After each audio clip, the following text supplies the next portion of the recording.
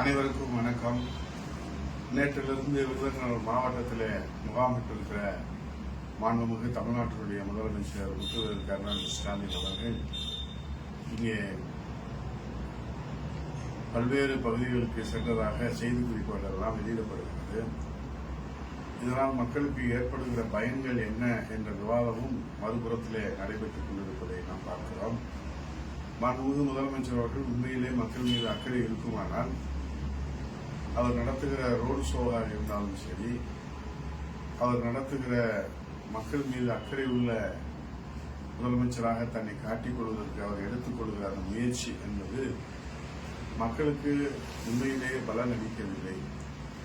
அது காகிதப்பு மணக்காது என்பதை போலதான் இந்த ரோடு ஷோக்களும் இந்த காட்சிகள் எல்லாம் மக்களுக்கு எந்த வகையிலும் பலன் அளிக்கவில்லை என்பதுதான் 3.5 ஆண்டு கால ஆட்சியினுடைய காட்சிகளாக நமக்கு சாட்சிகளாக நம் கண்முன்னால் இருக்கின்றன.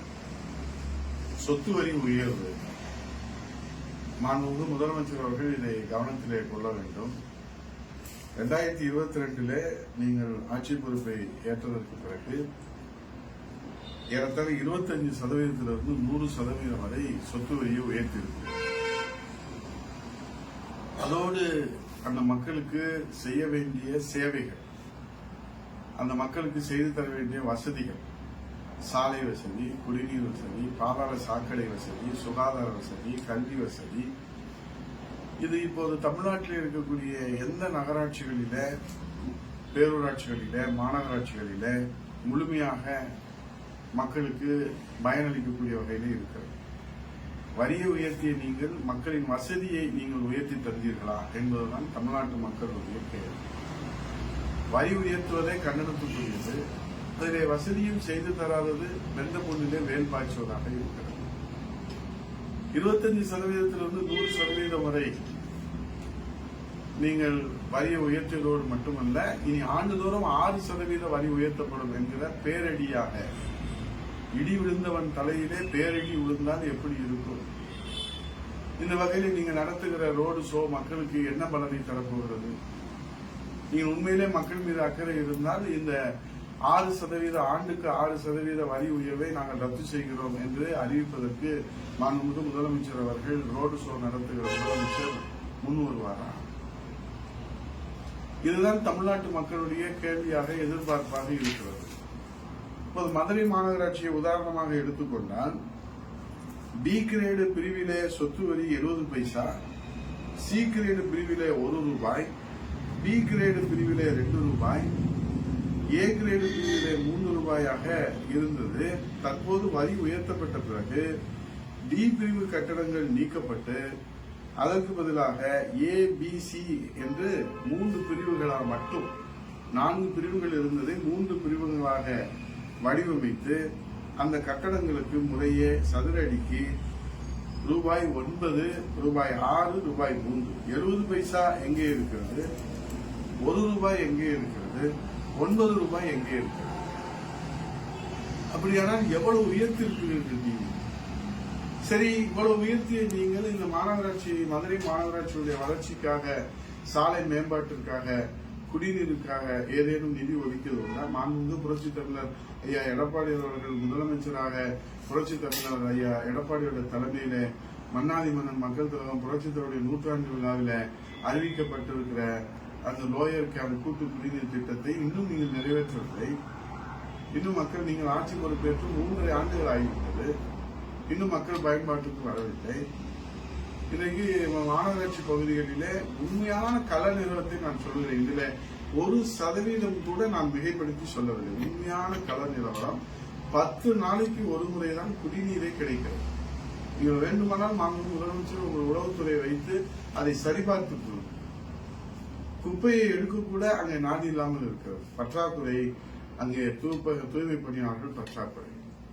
ஆக 1 ரூபாய் இருந்த வரி 9 ரூபாய் உயர்ந்தால் மக்கள் எப்படி அதை எதிர்கொள்வது? கட்டணங்களை உயர்த்தி இருக்கிறீர்கள், வரியை உயர்த்தி இருக்கிறார்கள், ஆனால் வசதி உயர்த்தவில்லையே. இருக்கிற வசதியும் இன்றைக்கு ரத்து செய்யப்பட்டிருக்கிறது. இது நான் சொல்வது குடியிருப்பு கட்டணங்களுக்கு, வணிக கட்டணங்களுக்கு நாம் எவ்வளவு என்று பார்த்தால் சதுர அடிக்கு 30 ரூபாய், 20 ரூபாய், ரூபாய் என்கிற அடிப்படையிலே சொத்து வரி வசூலிக்கப்படுகிறது. இது எவ்வளவு கொடுமை! மாண்புமிகு புரட்சித் தலைவர் எடப்பாடியார் முதலமைச்சராக இருக்கிற போது இந்த வரி உயர்வு அமல்படுத்தப்பட்டதா? அந்த வரி சுமைகள் எல்லாம் அரசே ஏற்றுக்கொண்டு மக்களுக்கு மின்சார கட்டண உயர்வு 8 ஆண்டுகள் கனவிலும் நினைத்து பார்க்க முடியாத வகையிலே புரட்சித் தலைவர் எடப்பாடியை 8 ஆண்டுகள் 1 பைசா கட்டணம் கூட மின்சார கட்டணத்தை உயர்த்தவில்லை, சொத்து வரியை உயர்த்தவில்லை. குப்பை வரி, சாக்கடை வரி, குடிநீர் வரி என்று நீங்கள் வரிக்கு வரியை உயர்த்துகிறது இந்த மக்களை வாட்டி வதைத்து நீங்கள் இன்றைக்கு கொடுமைப்படுத்துவது மக்களுக்கு இன்றைக்கு இருக்கக்கூடிய அந்த துன்பங்களை நீங்கள் மறைப்பதற்காகத்தான். வெண்மேகங்கள் மறைப்பதை போல இன்றைக்கு உங்கள் விளம்பர மேகம், உங்களுடைய விளம்பர அந்த மோகம்தான் மேகமாக மக்கள் படுகிற துன்பங்களை உங்கள் கண்ணிலே இருந்து, உங்கள் கவனத்திலே இருந்து, உங்கள் பார்வையில இருந்து மறைப்பதற்காக நீங்கள் எடுக்கிற அந்த முயற்சி. 2 நாள் விருதுநகரிலே நீங்கள் முகாமிட்டால் அங்கு துன்பப்படுகிற, துயரப்படுகிற, கண்ணீர் வெடிக்கிற அந்த பட்டாசு ஆலை தொழிலாளர்கள் அவர் வாழ்விலே ஒளியேற்ற முடியுமா? செயற்கையாக நீங்கள் நடத்துகிற அந்த சந்திப்பு கூட்டங்கள் எல்லாம் என்ன விளைவை தந்துவிடப் போகிறது?